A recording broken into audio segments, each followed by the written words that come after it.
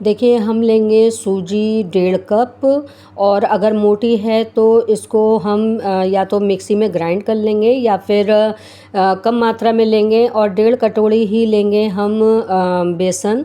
और बेसन क्योंकि आजकल बरसात है तो नमी आ जाती है जिससे गुठलियाँ बन जाती हैं, तो आप इसे छान लीजिएगा। और अगर आप पर सूजी मोटी है तो आप बेसन की मात्रा ज़्यादा ले लीजिए। और इस तरह से हमें छानने के बाद हम दोनों को इसको जो बेसन और सूजी है इसको अच्छे से मिक्स करेंगे। और इसके बाद डालेंगे हम इसमें देसी घी।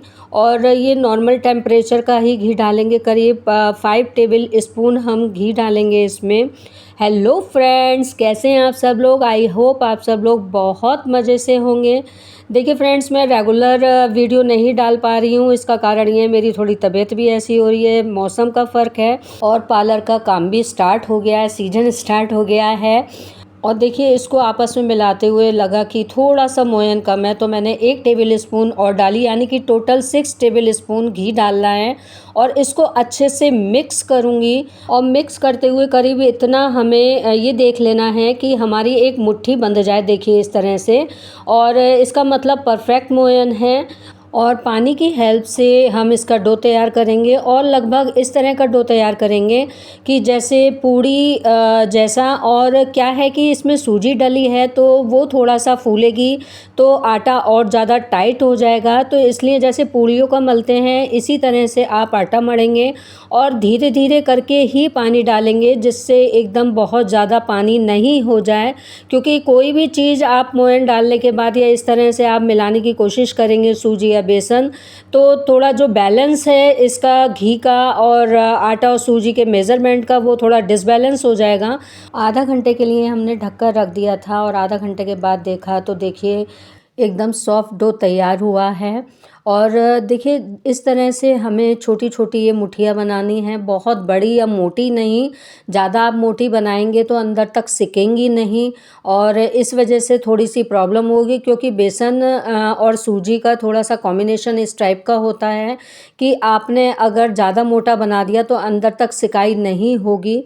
और देखिए 3 कप के मटेरियल में इतनी मुठियाँ तैयार हुई, करीब 12 मुठियाँ हैं, 11 से 12। और इस तरह से देखिए मुठियाँ तैयार करने के बाद हमने घी गरम किया। देखिए ये चीज़ें रिफाइंड या तेल में तो बनती नहीं, या तो डालडा में या फिर देसी घी में। तो डालडा और रिफाइंड हम खाते नहीं हैं, तो हमने देसी घी चढ़ाया है। और बहुत ज़्यादा घी में फ्राई करने की ज़रूरत नहीं है, थोड़े ही घी में, यानी कि शैलो फ्राई भी हो जाएंगे ये। और इस तरह से हमने बस इतनी मुठियाँ डाली कि बहुत ज़्यादा इसको हिलाने में या एक तरह से अलटने पलटने में ज़्यादा परेशानी ना हो। अभी मैंने थोड़ी सी हाई फ्लेम किया है जिससे घी प्रॉपर गर्म हो जाए। ये छोटी सी मुठियाँ थी तो वो भी मैंने इसमें मिक्स कर दी। और थोड़ा सा हाई फ्लेम पे रखने के बाद करीब 1 से 2 मिनट देखिए मैंने लो फ्लेम कर दी है। और ये जो मुठियाँ हैं ना तो हाई फ्लेम पे सिकेंगी ना मीडियम लो फ्लेम पे ही सिकेंगी। धीरे धीरे, थोड़ा सा पेशेंस का काम है। क्या है फ्रेंड्स कि ये जो रेसिपी है एकदम से मुझे याद आई कि पापा ऐसे ही बनवाते थे मम्मी से बहुत पहले, पर हम करते तो नहीं थे या करवाती नहीं थी मम्मी हमसे काम। और लेकिन हम देखते रहते थे, वॉच करते रहते थे, तो इसलिए मुझे याद आई। और देखिए इस तरह से गोल्डन ब्राउन हमने सेका है इसको। और इसके बाद इसके गुनगुना, यानी कि बहुत ठंडा तो नहीं, थोड़ा गुनगुना होने पे इसके फोड़ेंगे। हाँ, मैं ये बता रही थी कि मुझे रेसिपी याद आई, मैंने सोचा क्यों ना थोड़ा सा ये ट्राई करती हूँ, तो इसमें घी भी कम लगेगा और थोड़ा सा ये तेल तेल से नहीं होंगे, क्योंकि गर्मियों में आजकल थोड़ा बह से जाते हैं घी की वजह से। और इसलिए मैंने ये ट्राई किया। तो मैंने इसको उसके बाद मैंने मिक्सी में इसको पीसा, ग्राइंड किया। और मिक्सी में पीसने के बाद देखिए ये दानेदार सा हो गया है। और इसके बाद देखिए अपनी फेवरेट जितनी भी हैं आप ड्राई फ्रूट डालना चाहें, देखिए मैंने जैसे मूंगी डाली और बादाम हैं और किशमिश हैं और छोटी इलायची देखिए इसमें थोड़ी सी छुप गई है अंदर, तो मैंने ज़्यादा नहीं, सिर्फ 2 इलायची ही अच्छे से पीसी थी इसको। और इसके बाद ये डालने के बाद थोड़े से पिस्ते मेरे पास रखे थे, तो मैंने सोचा ये भी डाल देती हूँ। ये आपकी फ़ेवरेट है, आप अखरोट डालना चाहें, चिरौंजी डालना चाहें या गोला डालना चाहें, क्योंकि गोला मैं इसलिए नहीं डालती क्योंकि इससे क्या है कि स्मेल ज़्यादा जल्दी पकड़ लेते हैं, और ख़ासकर रेनी सीजन में तो गोले की स्मेल बहुत जल्दी अजीब सी लगने लगती है।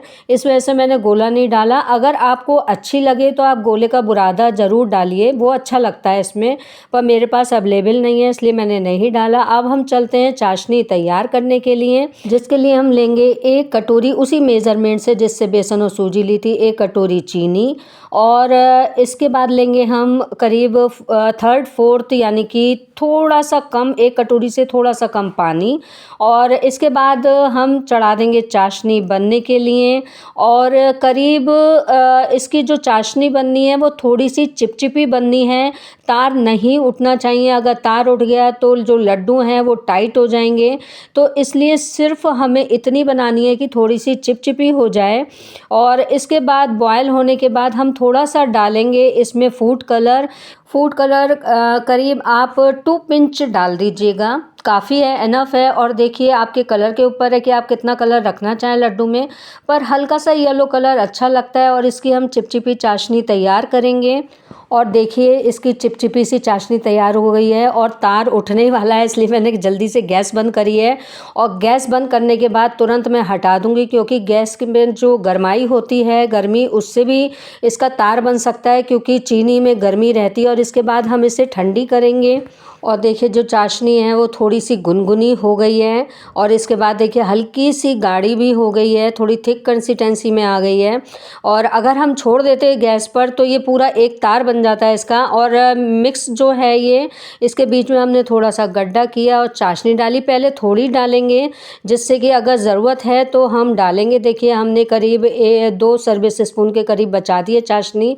और इसके बाद इसको अच्छे से स्पून की हेल्प से मिक्स करेंगे, क्योंकि थोड़ी चाशनी की जो गर्माई होती है उससे हाथ जलने का डर तो लगता ही है। और देखिए चम्मच से थोड़ी सी मिक्स करने के बाद अब थोड़ा ठंडा हो गया तो मैंने हाथ से मिक्स किया। और मिक्स करने के बाद मुझे लग रहा है कि चाशनी और मिलाने की ज़रूरत नहीं है, क्योंकि बाइंड हो रहा है आराम से लड्डू। और इस तरह से देखिए हमने लड्डू बनाने शुरू किए। और लड्डू, अब देखिए ये मेरा जो हाथ है लड्डू का हमेशा चपटे वाले लड्डुओं का ही आ जाता है। और इस तरह से देखिए मैं गोल बनाते बनाते चपटे लड्डू बनाने लगी हूँ। और इस तरह से मैंने थोड़े से, देखिए जिस तरह से मैं चपटे लड्डू बनाती हूँ इस तरह से बनाती हूँ। और देखिए कितना शाइनी और कितना दानेदार लड्डू है।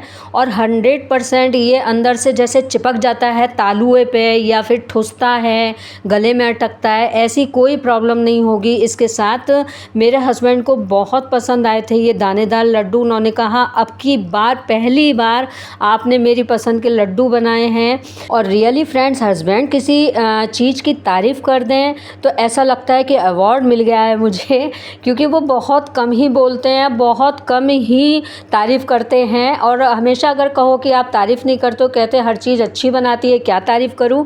लेकिन फिर भी जो एक वाइफ होती है वो हस्बैंड के मुंह से अपनी चीज़ों की तारीफ़ करना या तारीफ़ सुनना पसंद करती है। सो फ्रेंड्स, कैसी लगी आपको वीडियो? आई होप आपको पसंद आई होगी। बनाइए, खाइए, खिलाइए और बताइए कमेंट्स करके कि आपके घर के लोगों को, बच्चों को कैसा लगा। सो फ्रेंड्स, आगे मिलते हैं इंटरेस्टिंग टॉपिक पे, इंटरेस्टिंग वीडियो पे। Take care, bye bye.